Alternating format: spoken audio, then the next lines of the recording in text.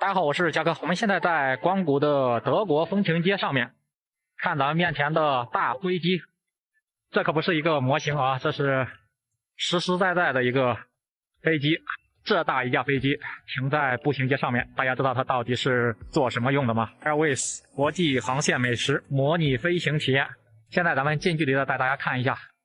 咱们在拍摄的时候还看到不少人专门跑到这个位置给这个大飞机拍照留念的呀。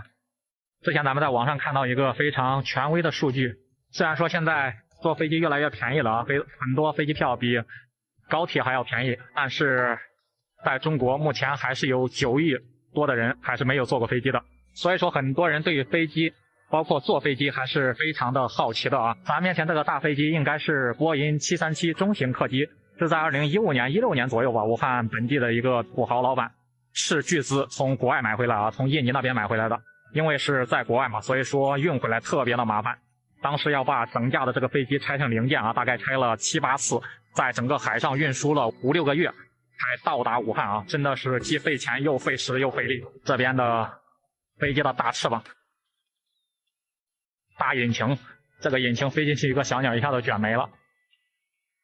这边的飞机的大轮子。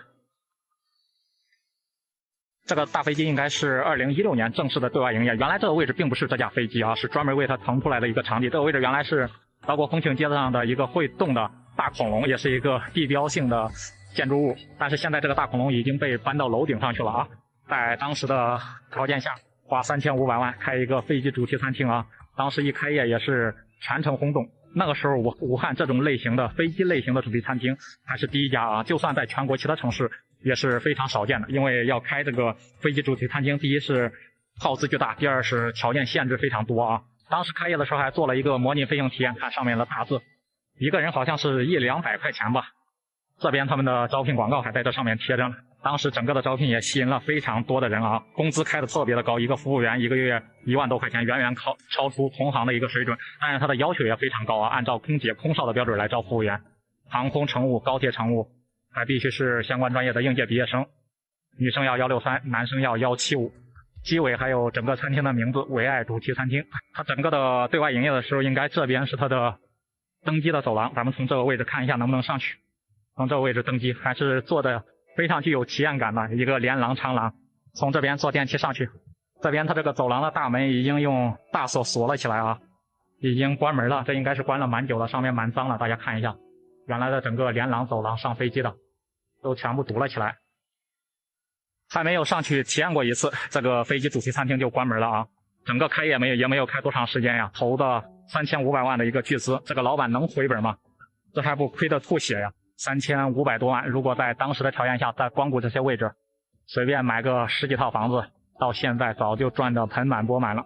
大家觉得在光谷的德国风情街这个位置，这么大一个飞机可以做一个什么样的用途才会有市场，才会有生意受欢迎呢？大家可以各抒己见，帮老板出出主意啊！整个光谷步行街的人气和人流也早不复当年了啊！咱们走过来，一排全部都是贴着房东只租，门面空置啊，大门紧锁，房东只租，大门紧锁，房东只租。看这种情况，不是房东只租呀，是房东只哭呀。